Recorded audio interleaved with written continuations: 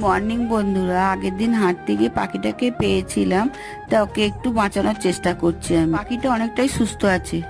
আজকে দশর পুজো, দশরের পুজো দিতে বেরোচ্ছি। ডালা সাজিয়ে নিয়েছি। বাড়ি থেকে বেরিয়ে দেখলাম মাছ ধরা চলছে। এই যে মাছগুলো কিনে রেখে দিয়ে গিয়েছিলাম, আজকে তো দশর পুজো, মাছ খাওয়া যাবে না। মাছটা নিয়েছি, কালকে রান্না হবে। এই যে এসে গেছি পুজোর এখানে, পুজো চলছে, ঠাকুরমশাই পুজো করছে।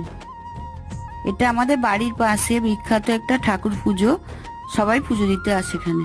আর যেহেতু নিরামিষ, তাই বাড়িতে এসে একটু পনির রান্না করলাম। দশের পুজোর দিন তো আমরা চিড়ে মুরগি দই খেয়েছিলাম, ছেলের জন্য পনির করছি। এই যে আমার পনির রান্না কমপ্লিট। বিকালে একটু হাঁটতে বেরোলাম, শুনলাম যে আজকে প্রথম দিন হাট বসেছে এখানে। এই যে হাট, আসার সময় দেখলাম পুজো উপলক্ষে এখানে গান হচ্ছে ঠাকুরের। আজকের মতো এখানেই শেষ।